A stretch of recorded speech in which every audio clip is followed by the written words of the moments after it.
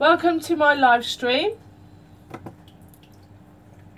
and I'm just going to get the live stream up on the laptop so that I can see chat much better.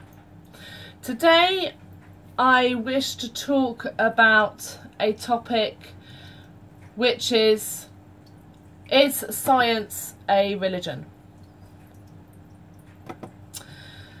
And before I start, I just want to let everyone know I do have a second YouTube channel. I will, once this live stream's over, I'll put a link in the description, and it's called Amber's Place. And there's only one video on there at the moment. What I want to do with Amber's Place is to post recordings or live stream for group meditations and individual meditations, and to talk about more esoteric topics on that channel, whereas this channel, hi Michelle, is going to be, thank you for coming, I could do this without you. So this channel is going to be more about my opinions on things as well as more 3D topics. Okay, I can access the live stream now, so let me get it up.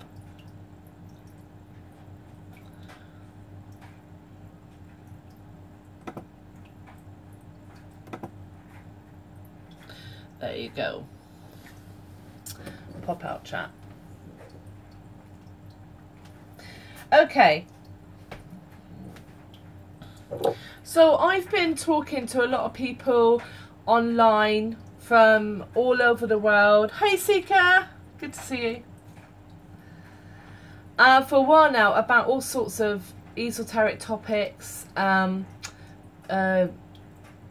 What some people might call mysticism, about religions, about I hate using these catchphrases, but because all of them have some negative connotations, but we just don't really have the vernacular.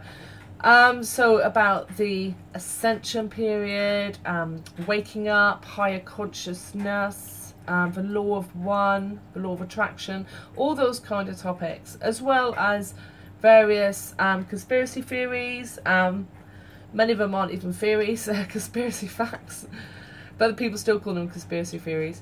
So I've been educating myself a lot about those kind of things for quite a while.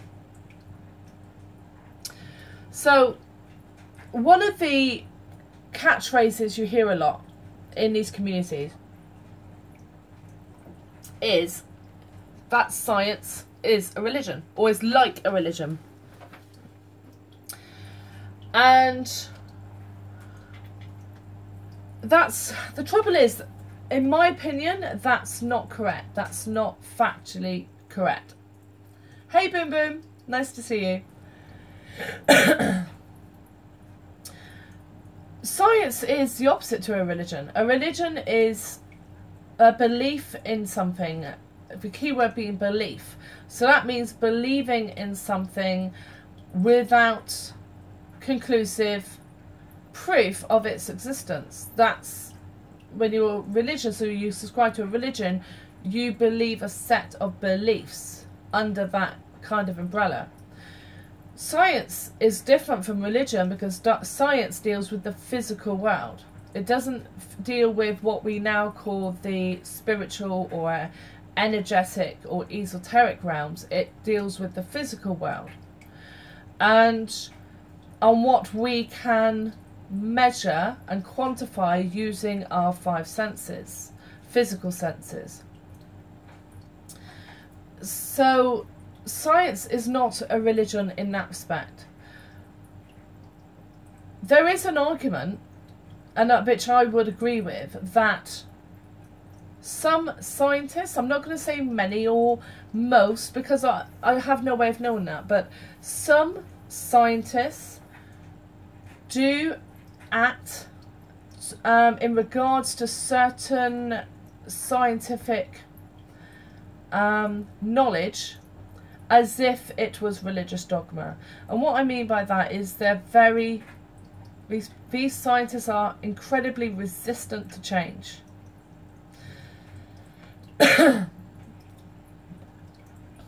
Hi Marjoy, nice to see you. Oh, good. Your bell went off. I'm pleased. That's good. So, is this a bad thing, though, being that resistant to change? If science was not at all resistant to change, then we would never have any certainty or surety that on anything. And it would descend and become like a religion, because it would be based more on belief than evidence. Resistance to change in the collective community of science is necessary, because you can have one study come out that might indicate that a previous theory needs adaptation or is incorrect, but you can't then just assume that that is the case. There could be many reasons that this particular study might have got those results, and until that study is replicated, first of all, to be sure that the methodology does produce those results, and then until that new hypothesis is tested and more evidence is gathered, it takes a long time for existing scientific principles and understandings to be changed, because science itself takes quite a long time to develop. Things aren't usually considered factual, or absolutely correct or understood in science unless there is an incredible amount of evidence, and that takes an extraordinarily long time. I think my personal opinion is where this is coming from is the media, in large part the media.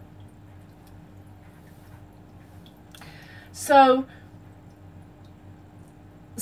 the media, all the mainstream media, have science writers, and what they do is they keep an eye on the scientific journals, and when an article appears that they think that will make a great headline and sell our paper or our website or get viewers, then they will sensationalize it. So you'll have, on the one hand, a report will come out indicating, for example, that, I'm just going to make something up because I'm not off the top of my head going to remember anything, but say they'll come out and say, science now thinks eggs can cause heart disease. And that will be in big headline, bold, on all the newspapers, the tabloids, it will be internet. I expect these days to be on YouTube, it'll be on the TV. Oh, eggs can cause heart disease. But if you were to go back and look at the original paper, that wouldn't be what it said.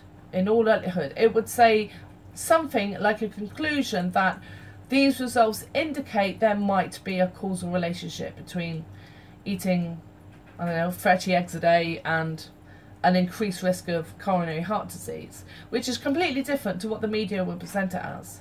Because the media is only interested in selling themselves, they're selling their stories. All they want is clicks, views, or purchases. That's their primary goal. And so everything in the media becomes sensationalized, because it's all about grabbing your attention very, very quickly. So, and then the next year, there might be another study come out refuting the previous study, which is how science works. But then the media will come out, scientists now say eating eggs are fine.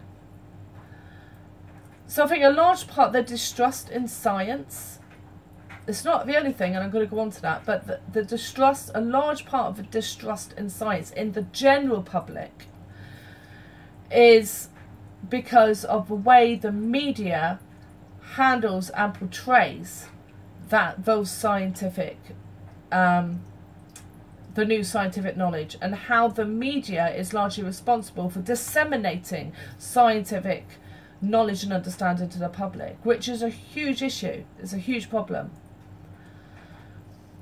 So every time you see something about science, you're normally seeing it through the filter of media of some description.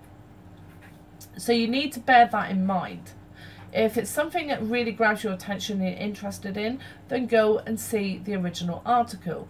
Even if you just read the summary, it will give you the scientist's own words, not what the science writer or editor of a major tabloid has spun this as. So make sure you do go to the original source. And this is about discernment, being aware of the motivations of the media through of which you're reading or seeing or viewing. Or listening to, I should say. So use your discernment where that's concerned. However, the rest of a lot of the other distrust in science, especially in the conspiracy community, is because when you start looking into conspiracy theories, you very quickly begin to realise that a significant amount of science is incorrect. So, at least this is alleged that's the case. So, it might be alleged that there might be a conflict of interest between the actual scientists or scientists who actually created a paper and published a journal article and did the research. Scientists are human, they need to be paid. And the majority of scientists in all fields are paid by institutions who also need funding. And scientists get direct funding from various corporate interests in order to fund their research if it's going to be in a benefit, if they suspect the benefit will be to that corporation's interest. So you have to be aware of that as well. And in the conspiracy world, there's a lot of accusations and evidence that seems to indicate that much of science needs to be taken with a huge pinch of salt and certainly not trusted on the face of it. There are issues right the way through the system. There are issues, as I said, because of the funding sources and who pays for these scientists and their research and the institutions. There are issues with conflicts of interest. Sorry, I've lost my train of thought there. So there are issues with the funding, as I said, with the scientists. It will come back to me in a minute, so I'll just go on. So it's pretty obvious that some what's portrayed by scientific institutions isn't accurate and doesn't look real. For example, you've got NASA. And the moon landings is a classic example, especially the first moon landing.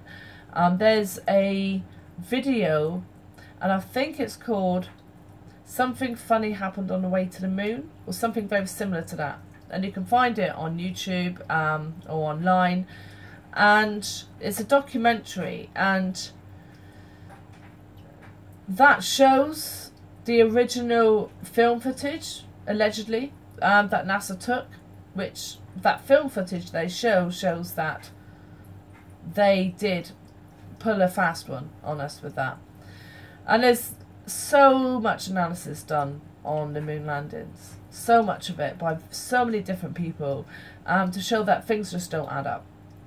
And in many people's opinions, it is impossible for them to have gone at all.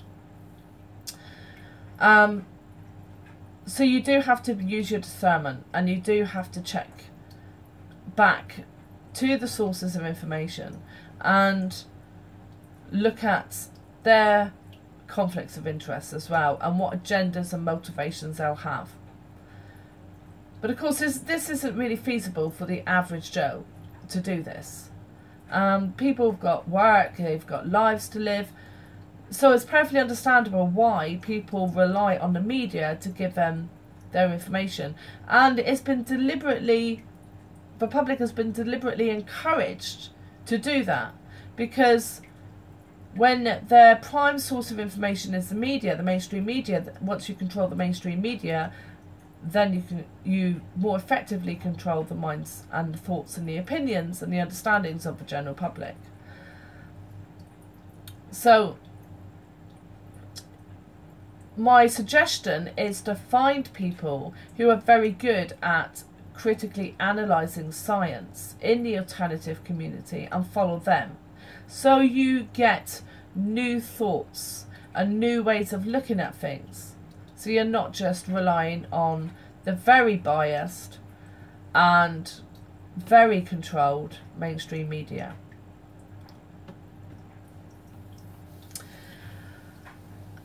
An example is a recent British case you may or may not have heard of, and it's called the Skripal case.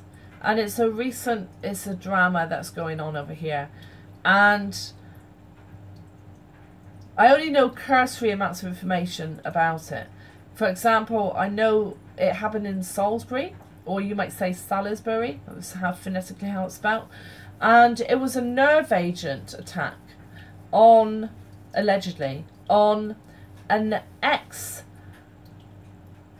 spy who was spying on his own country for us, and his daughter, who'd been living here for many years and after being a spy. And of course, the authorities over here blamed Russia, and still blame Russia. But when you look further into it, you find out there's a lot of details that are missing or simply don't add up with this case. And various politicians have been caught out with, at least, well, Boris Johnson recently has now been caught out with being a bit economical with the truth, I should say.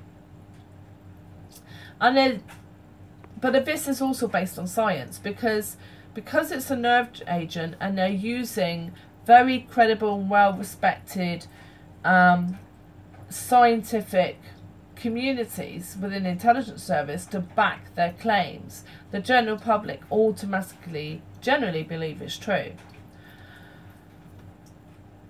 So again, the general public are manipulated and kind of brainwashed into just believing anything if the person behind it is a person in authority or a scientist.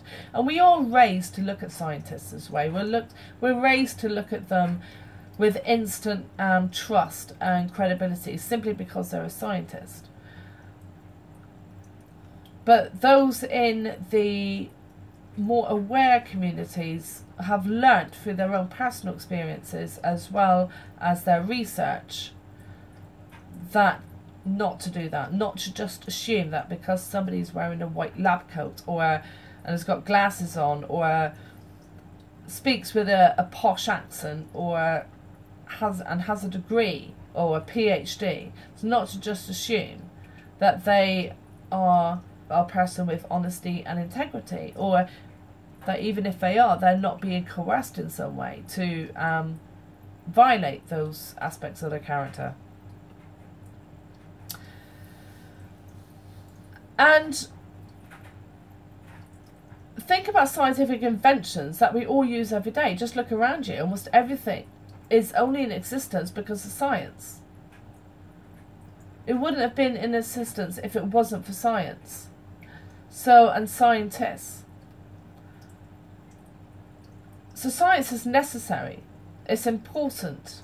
And the scientific method is something that almost every intelligent person, regardless of whether they've ever had any formal scientific training, intuitively uses to analyse things.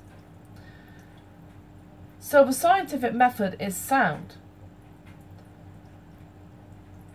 Yes, I would say that these days science is broaching in, especially physics, is broaching into areas that previously would have been in the realm of religious aspects of our life. So they're delving into the foundational energies that make up our existence.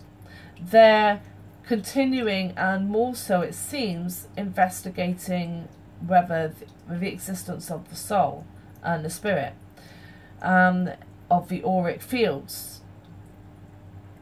Science is getting to that point where it's beginning to confirm a lot of the mysticism that it used to reject as being mere fantasy, or many used to reject as being mere fantasy.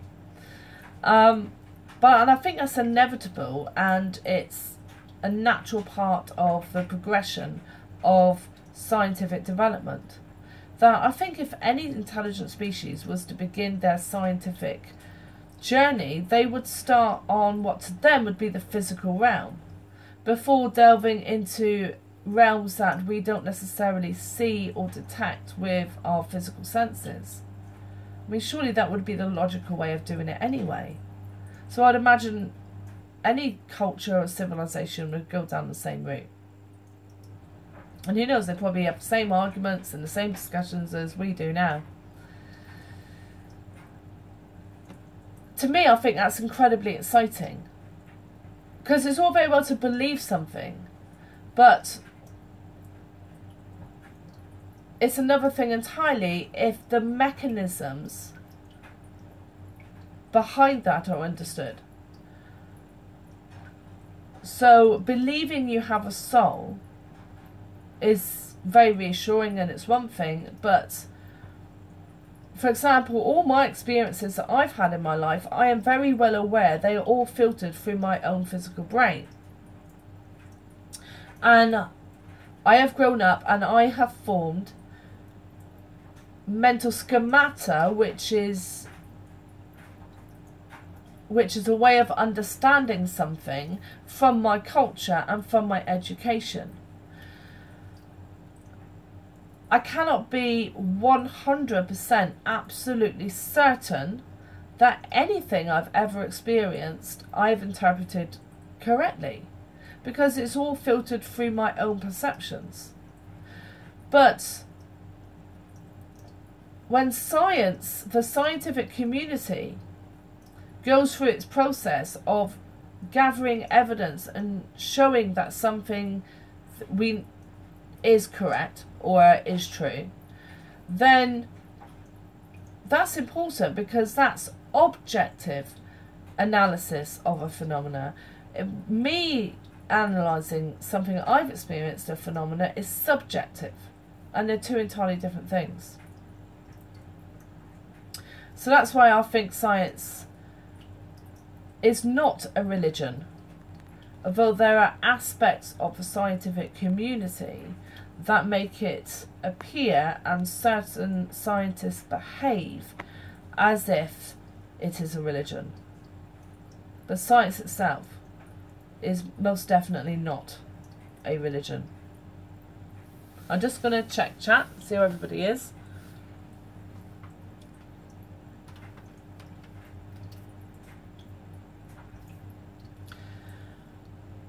Yeah, I agree, Boom Boom and Magi. Boom Boom has said, magic is science if you think about it. And Magi has said, all science is magic. And absolutely. That reminds me of, you know, the Jesus story of turning water into wine? I'm terrible at remembering names, so you'd have to do your own research on this. But if you read Ralph Ellis's books, he talks about this. There was a famous, historically known inventor at the time who was extremely popular in all the royal courts of the area, the different empires, and was known to be where Jesus was at this time. And who invented, and was very famous for this invention, it was very popular at the time, a jug which, by using scientific principles, your user could trick people into seeing water turn into wine. And this was a very popular jug that I've read, was displayed and brought out at parties in all the royal courts, etc., around the area, and in Rome, and Persia, and Egypt, and all of those places, because people were fascinated by it. So to me, I believe that that miracle that allegedly Jesus performed wasn't a miracle at all. It was, he was demonstrating a new invention, a scientific invention. And if you read Ralph Ellis's work on Jesus and his research over, I think it's 30 years, into the geopolitics of the region and the area, using not only biblical and religious texts, but also secular texts and historical accounts. He has actually, in his opinion, come to the conclusion that Jesus' real name, well, he had several, but his title was King Manu, M-A-N-U, I think it's the 6th, if I remember correctly, of Edessa, who was a real historical king at the time. He says that the Bible actually brought the time frame back about 30 years to try and hide this, because this character was an actual king. And his life story just mirrors the biblical Jesus is just 30 years ahead, and the fact that he's a king. And it was this inventor, man who invented this drug, is known and historically recorded to have been very, very popular in his court at the time. And King Manu VI was very interested in scientific development. He was, just like Jesus is claimed to have been, he was not a fan of religion so much. He was religious, but he wasn't a fan of churches and organised religion, because he thought that God is within all of us, and we all have access privately and should have a personal relationship rather than going through, you know, your local church, mosque, or whatever. And anyway, I won't go too far into that story because I could say a lot about it. But if you look at the miracles that Jesus apparently performed, every single one could have a scientific basis in being able to be done. I can't think of any single miracle that would have absolutely, on our current understanding, have required divine intervention.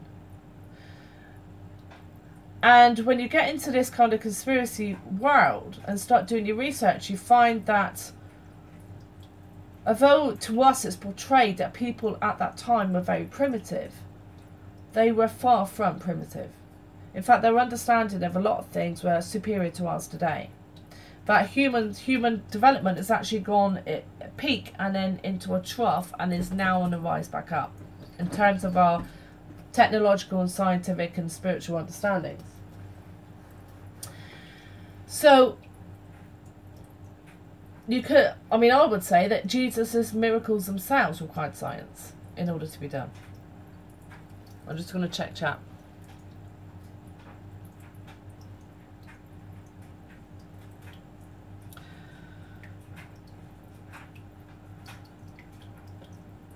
So Michelle said, Rumpelstiltskin spins thread into gold. I think that's right. I have no idea. Marjorie's mentioned alchemy, which, yeah, it was the old name for scientists. And I'd like to talk a bit about evolution, because this is another big topic that can lead into very heated debates between people. I believe in evolution. And I hate, actually, I shouldn't use believe, because this is another thing people do. We just do it naturally. We say, I believe in evolution. Which is silly, because in my opinion, there isn't any belief required. It is a fact. Evolution has, and is occurring all around us and within us all the time. And that's provable. I mean, I don't understand people saying that it doesn't happen, because we see it happening. What is up for debate, in my opinion, is the mechanisms of evolution, how and why it occurs. We know there are variable rates of evolution anyway. That's understood in biological sciences. So sometimes you'll get very rapid periods of very rapid evolution, sometimes, but usually it's long, slow and gradual. And environmental factors are thought, obviously in science, to be the causal factors of speeding up the rate of evolution for a species or a group of animals. But I think as science is broaching into the understanding more the etheric realms and our consciousness and our connection of our consciousness to matter and to each other,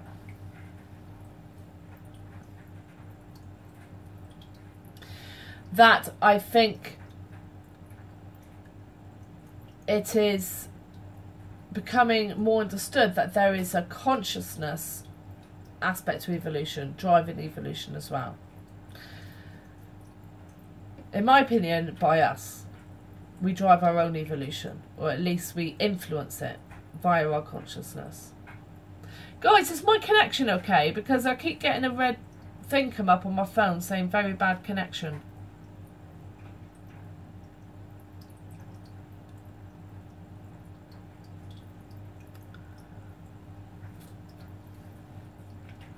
Thanks, Michelle. Okay. I'm going to have my cigarette. Michelle said I should tell you the names of my fish. I haven't named my fish. I'm sorry. Don't know if that makes me a bad person, but I don't name my fish. I know every fish in the tank, but I don't give them names. The reason for that is I've always had this problem with remembering names of people or events, or especially people though, and just names. I just find it so difficult to remember names. It takes me ages. So I know I haven't named my fish. Hi Doc. Hi Captain. Smoke 'em if you got them, yeah. Okay, so going back to human evolution. Well, in my early years of studying biology, I came across a theory which is called the aquatic ape theory of human evolution.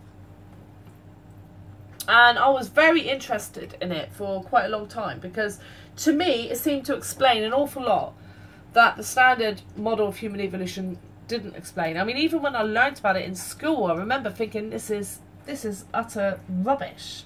It doesn't explain anything.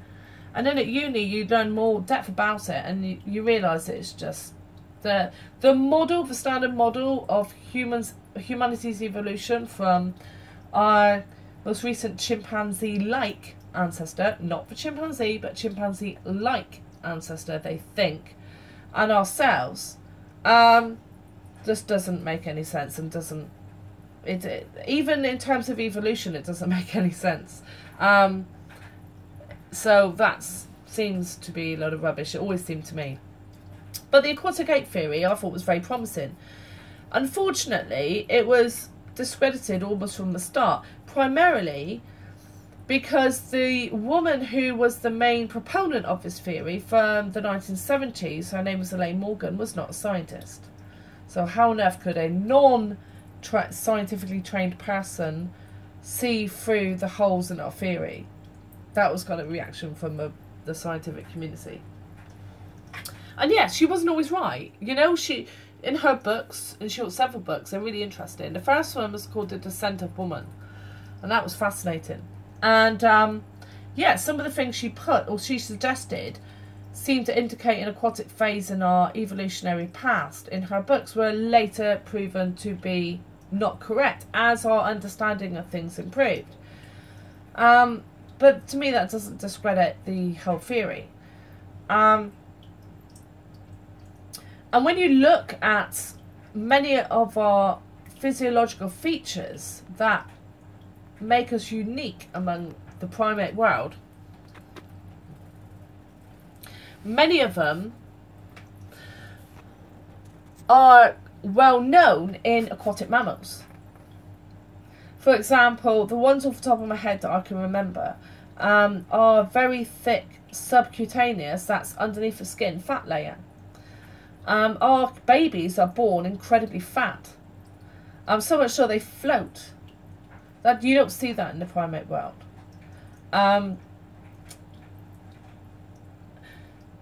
With the traditional theory that I was taught of our development was, okay, we're like chimpanzees, we're swinging around in the forests.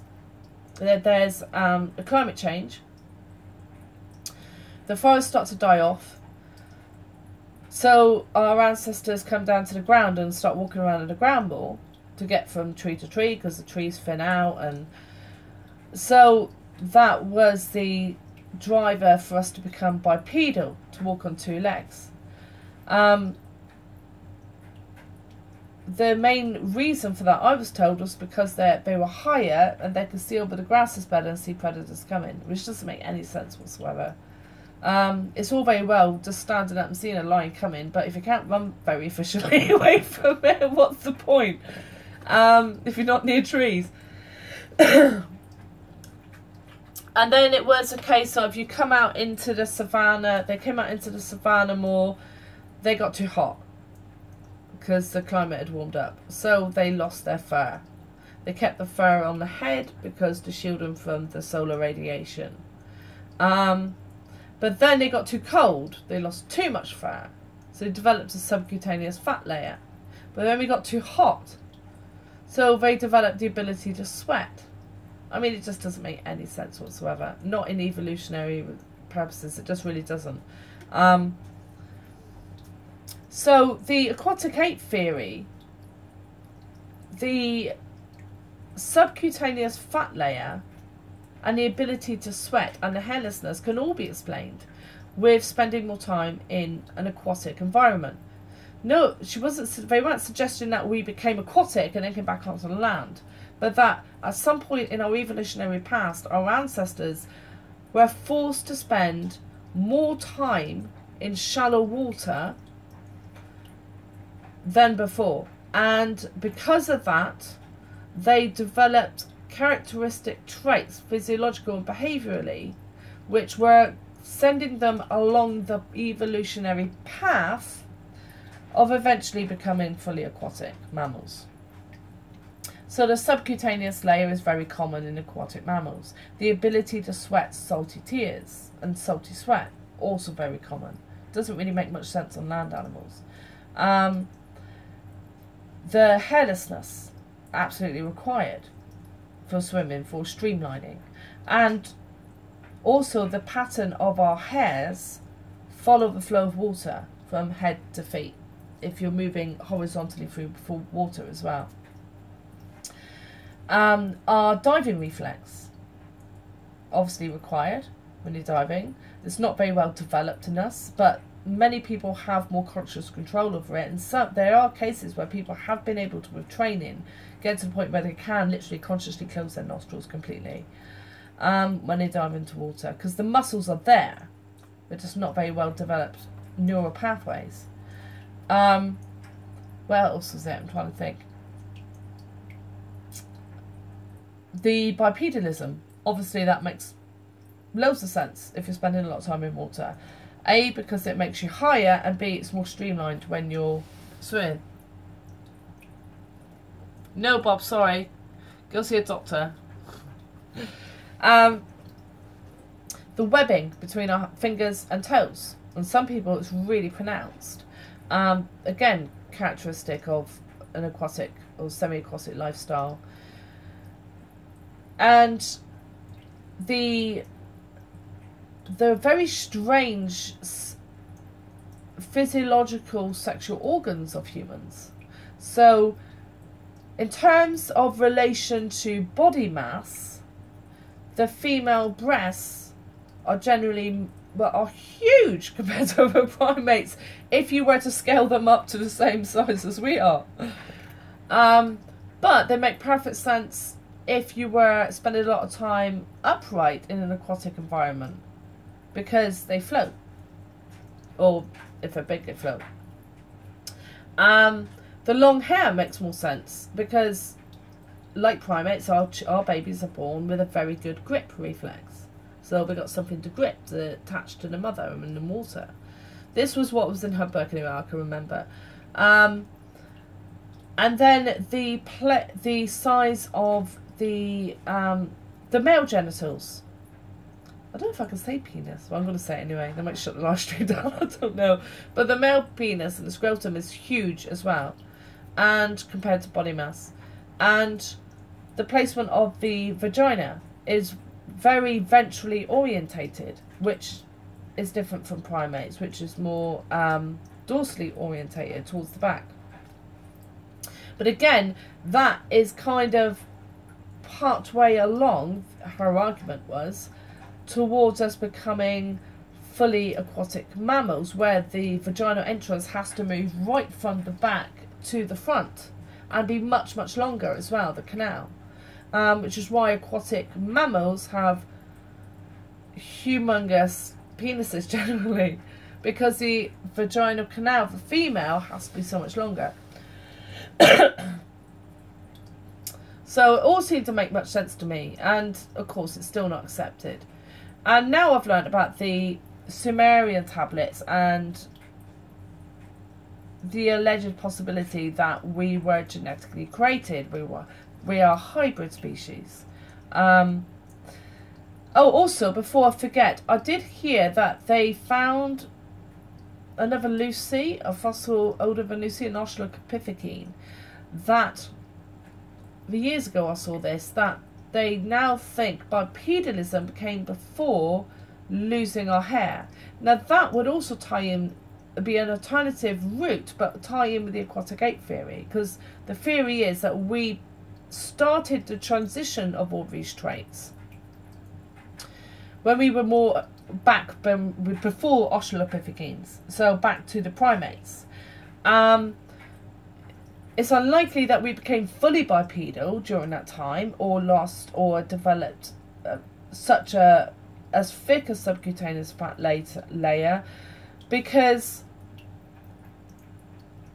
once you, in terms of energy, once you go past a certain point of morphological change, physiological change, it would cost more energy for that species to reverse those change than to simply continue along that path and adapt the change to something else or for some other reason. So if we became to the point where we were semi-bipedal, our ancestors, and then they left the aquatic environment because the sea levels dropped, it would make more sense for them to continue becoming more fully bipedal on land than to go back to being fully quadrupedal on all fours. Because you remember, it's not just about choosing, there's a lot of actual physical structures that have to be changed to make that energy efficient. And at that point, if assuming then we hadn't lost all our fur, then would have developed subcutaneous fat layer and possibly lost some of our fur. It'd be thinner. It would make more sense for then those descendants to become furless rather than regrow all those that fur and lose the subcutaneous fat layer, because the subcutaneous fat layer has other advantages as well on land if you already have it. So anyway, getting back to the Anunnaki, when I learned about the Anunnaki, one thing that struck me was I read that it was reported that Nibiru, the Anunnaki homeworld, was a water world. And in fact, when they first, the stories say, first landed for a long time after that actually, but when they came and landed on Earth, they had to land in the water, not on land. They didn't have the technology at that time on how to land their crafts on land, only in water. And in fact, they were referred to something like fishmen because they had to wear a special suit in order to swim to land. I know that's one version of it. Another version is they were like, they had scales like fish. So they were aquatic. So this could be where the stories of Atlantis might come from. You know, what if they were an aquatic species that came to Earth, had their own city built under the sea?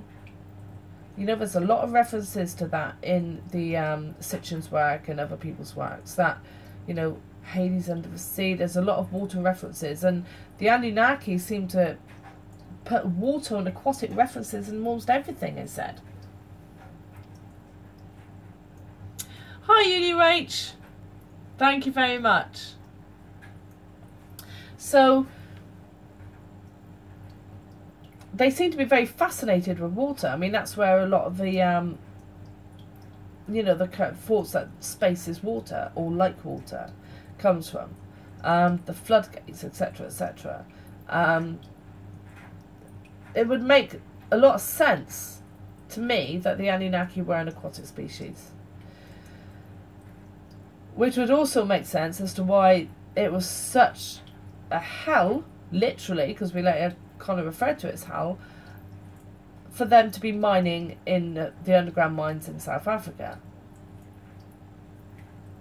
If they had to wear special suits to be out of the water, or some form of technology, I would have thought it would be very uncomfortable. It was also very hot, and it was affecting their lifespans, which is why the council on Nibiru, the royal council, because it was like a monarchy, chose or agreed to create, according to the stories, our ancestors, original versions of humans. Now this would also explain, perhaps, why we have so many aquatic features as compared to other primates. Why do we love water so much? Just think about it. If you look at human development, civilization development of known history, it's always clustered near major watercourses. Not always, you could argue, by need, but by choice. Even today, so much of humanity is clustered around the seas or inland lakes, large water sources. And we don't need to these days. I'm not saying everyone does, but majority of humanity is clustered near water. We also have this affinity for water, which is natural and instinctive, and that's the key thing. It's instinctive. If you grab a baby chimpanzee and throw it into a pool, it will just sink and drown. It'll have no instinctive knowledge of what to do. You throw a human baby into a pool, and not only is it more buoyant, but it will have it will instinctively activate the diver's reflex as soon as its body hits the water. It won't close its eyes. It will look underwater.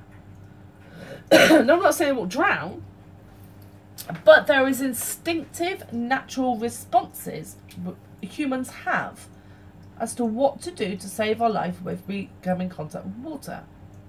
You look at a child learning to swim, then they may never have ever seen a dog or an animal swim. I promise you. But it is an instinctive behaviour on how to swim. As soon as they have conscious control and coordination of all their limbs, kids automatically start doing a doggy paddle. They all do it. It's not a cultural thing. It doesn't, as far as I'm aware, it doesn't differ from culture to culture. It's not like there's a Japanese doggy paddle and a British doggy paddle and an American doggy paddle. They're all the same. It's instinctive. We love water. We just love it. People, it's been proven, are emotionally and psychologically healthier when they can see water, when they are near water, when they can spend time near water. Why? We are descended from a land-based forest creature. And that's not in any doubt in my mind. There's no doubt we're primates. There's no doubt we evolved from a primate that once lived on this planet and are closely related to chimpanzees and gorillas, etc. I mean, there's just no doubt about that. But we didn't follow the usual path, and something happened. Either we, at some point, our ancestors, were forced trapped on an island, a shallow, swampy island somewhere, where they were forced to spend a long amount of time in water. Or the Anunnaki, we were genetically modified and hybrids, but the other parent stock was aquatic. Because I think that explains it. And something else that I've just remembered as well, another good story, because in the early days, a lot of the, that when I come across it, and this was in like 93, I first came across this theory. A lot of the arguments against it was because Elaine Morgan or Alistair Hardy, the original person who thought of this theory, suggested that there was a specific time in our history, I can't remember the details, in northwest Africa, that at some point the sea levels had risen. And where I think Tunisia is now, became a swampy island, separated from the mainland. And that was their proposal of where this likely would happen. The problem is that they claimed that any fossils, etc., would have been then decomposed in the water. So the missing link, the fossil evidence of the missing link, would be at that part of the Mediterranean somewhere, if it even exists at all, still. However, the timescale of human evolution, or bipedalism, has got further and further backwards in time now. So I think I was reading today, it's only 7 million years now the Australopithecines were around. So it had to be before then, they claim. But unless the Anunnaki come down and then tinker genetically with Homo erectus or habilis or one of the early hominids, which came after the Australopithecines. The Australopithecines are, let me get this right, which way around is it? I think they're called hominids because they are more human-like than primates. But then the next group after them, the humanoids, are even more humanoid than the Australopithecines. So it goes, you got primate, Australopithecines, then you got hominids, oh sorry, it's the other way around, hominids, and then us. Boom boom. Christians believe that the Earth is only 6,000 years old. Is there science to prove otherwise? Melanie Gallagher. Well, yeah, of course. Assuming that our current scientific methods of dating things are in any way close to the mark. Yes. Much older than 6,000 years old. I mean, how... Even some of the megaliths and ruins are argued to be older than that. So, absolutely. However, what I think is where that's come from is originally it was about current human civilization was 6,000 years ago. The flood was around just over, I think it's now understood, 6,000 years ago. So that was the restart point. Not the age of the Earth, the age of humans, modern humans. And if you go back to the Anunnaki, so Earth itself, Earth, was originally is Ea's realm. Ea's realm. That's where I've read, at least, I think in Sitchin, or one of the other ones, where the word Earth originates, was thought to originate from. Now, Ea's realm became later evolved into Earth. The actual planet itself was called Ki. So by the Anunnaki, Ki. And their colony upon the planet originally was called Ea's realm. Because Ea, otherwise known, more popularly known as Enki, was the first of the royal monarchy to land on the planet and metaphorically stick his flag. He's the one who prospected the planet for his father, the king. He's the one who found the best location to set up their spaceport. and where to start looking for gold, because at first they were looking for alluvial gold, but later on her brother Enlil arrived. He was the younger brother.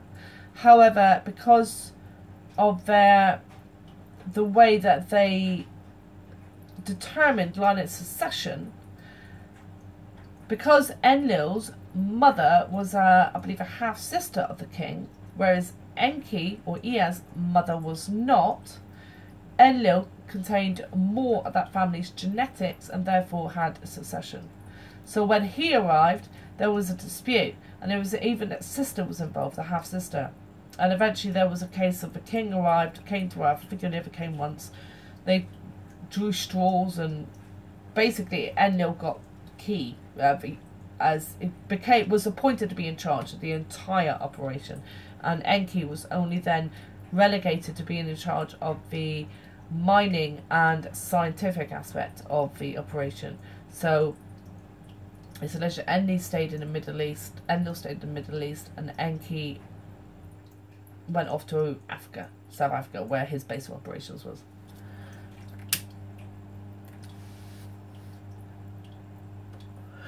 So, yeah, I couldn't even remember why I was talking about the Anunnaki then. Sorry. So, I think two things. I believe, and I may be wrong, I'm not saying that I've really kept up with this theory for years, so I may very well be wrong. It may be categorically proven to be wrong now somehow. I don't know. I know you should just put it into Google and it'll be site after site discredited, but most of them are just saying, oh, it's discredited, but I'm telling you why. You know, it's just because wasn't a scientist who put it forward. And, you know, the only evidence we got of it is our own physiology. So, I think that either our ancestors at some point did spend time in water and we were heading towards the aquatic lifestyle, or the Anunnaki were aquatic, and when they hybridized, that gave us our physiological aquatic orientated features. And I'm saying and/or because it could be both. There's no reason to think it couldn't be if you accept either as being possible. See, it also explains to me the presence, or the alleged presence, of mermaids. Because, say that did happen, a group of our chimpanzee-like ancestors were trapped on this low water level island of a northwest Africa area somewhere, or who knows, could have been somewhere else, for enough, started to develop along this path, then the sea levels rose, it reconnected to the mainland. I wouldn't think every single individual would then go trooping off back into mid-Africa. You know, certain individuals would leave the tribe and group and end up back there, yes, but most of them would stay there and continue along that path of that lifestyle. Because unless you're forced to stop it, you're not going to stop it. So they would then develop into what we now call mermaids. In addition, say both happened. That happened. A group of them went onto the mainland Africa. They had some aquatic features, and later on they continued along that line of development, becoming more bipedal, blah blah blah.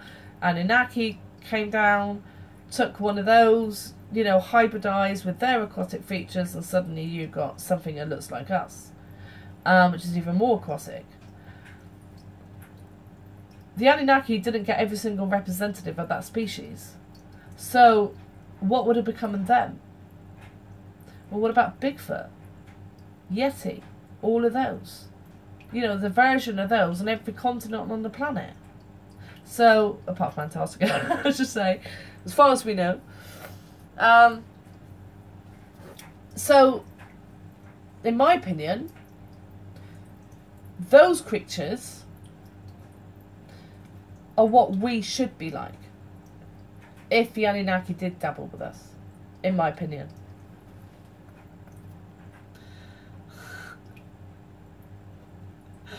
Michelle said, what about Baloo? Yes, Baloo, the chipmunk sounding cute alien who told the Brazilians that the Earth's convex. I don't see any reason why it couldn't have happened, personally. And I don't think I'd discredit them, so I've already spoken about that in another interview. I mean, we know very little about the oceans and what lives in the oceans. Very little about it. So, we know, I think it's been argued, and I've heard it said anyway, we know more about space, or immediate space environment, allegedly, I should say, considering the source, than we do about the oceans. And that's the other thing about space, I'll just touch on that.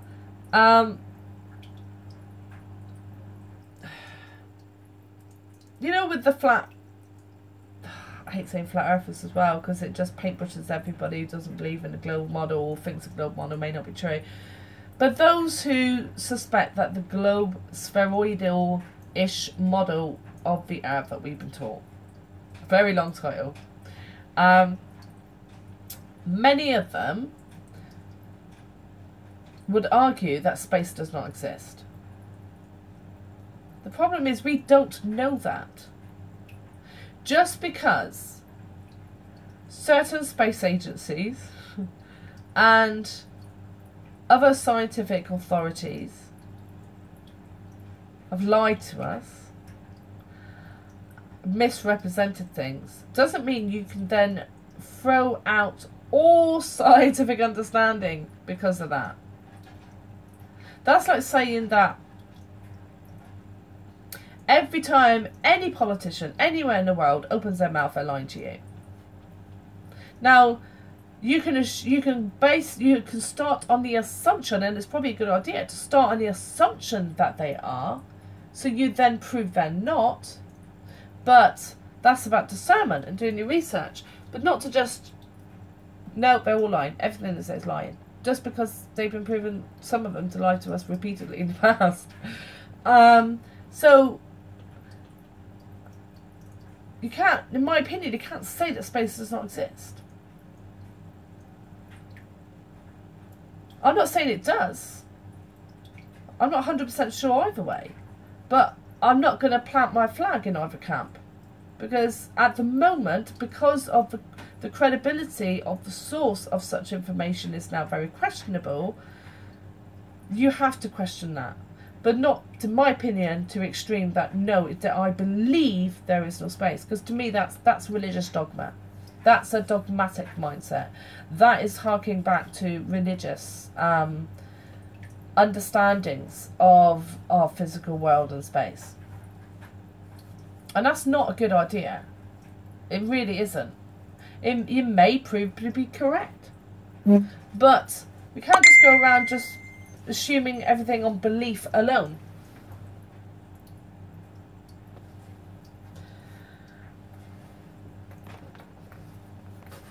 Okay.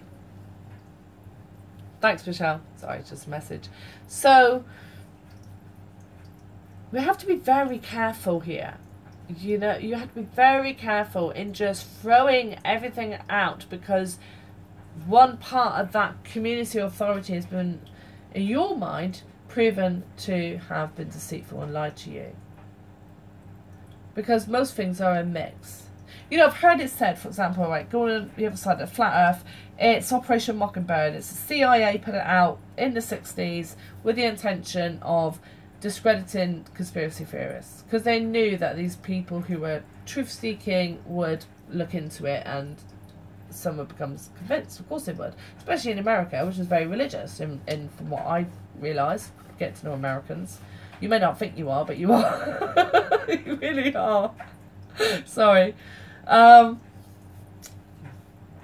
Okay, so, but that doesn't mean the flat earth theory itself is complete crap, because say let's say assume, for example, that the earth is flat or at least not spheroidal. What better way to ensure that the majority of the public don't learn that, if you know that as people's access to technology improves, they're going to be able to start gathering more evidence of this themselves. What better way than to put it out there yourselves, so that later you could leak that you had done so, and then also actively work to discredit it. I mean, it's pretty simple. But that doesn't necessarily, I'm not saying that the flat earth or non-spoiler model is true. That's just a hypothesis of a scenario that would explain, if it was true, why the CIA put it out. I mean, this is what I've heard. It was the CIA anyway. Operation Mockingbird. Look into it yourself. I mean, so there are so many twists and turns and so many different factions in the world. It's all with different agendas. It's very hard to keep it all straight. And nothing is black and white. Nothing is black and white. Nothing is either fully, well, very few things are fully absolutely right and fully absolutely wrong. So I think that my advice is not to get yourself into a dogmatic mindset on anything. Always be open to the potentiality that your preferred reality is not the reality. Because I'm open-minded. If they prove that the Earth's flat, I don't want it to be flat. You know, I'm quite happy living on a globe, thank you very much. I like the thought that, you know, the descendants of my family members will end up living on Mars. You know, that I might meet an alien face to face one day. Thank you very much. I like that idea. I don't want it to be flat with no space and potentially under a dome or whatever. Or even, you know, a virtual reality computer program with no space. I want space. But I'm open-minded, so that if the evidence points that it's not, then I will accept it. You know, even though it's not my preferred thing. And even though that changing that might then force me to change my views on other things. So if I'm a flat earther who's quite religious, believes in religious Christian dogma, then if it was proved to me conclusively then that the Earth wasn't flat under a dome, that would inevitably make me reconsider the level of belief and adherence I put to the religious ideology I've been following, because it's tied together. And this is where a lot of the problem is, I think, is because it's tied together here. And people just aren't that well informed. They're not doing their research into where these ideas originated from with the historical texts. They're not allowing their schemata to be challenged on this because it's too uncomfortable. You know, it's amazing how many people in the supposed awakened and aware communities are anything but on most issues, and especially on religion, because, you know, they tar everybody else as being brainwashed or being closed-minded, because they're not looking into this stuff, not allowing their beliefs and their understandings of their reality to be challenged. Well, we should all look in the mirror on that aspect, I think. Because I think every single one of us has a reluctance in some aspects for our previously held understandings and perceptions to be challenged and beliefs to be challenged. So before we start accusing other people of not doing it, we really should ensure that we're prepared to do it ourselves.